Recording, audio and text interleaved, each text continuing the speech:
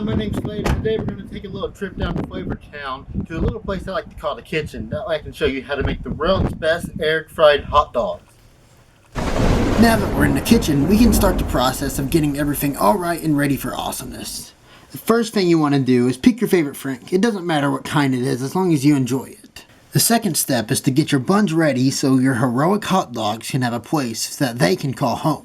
This third step is very, very important. You have to pick your favorite cheese. Number 4, you need your favorite condiment. My personal favorite, ketchup and mayo. Now take your hot dogs and put them in the air fryer.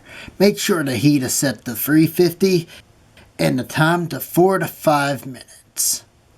Now them bad boys are done, put them on a bun. Add your cheese and special condiments.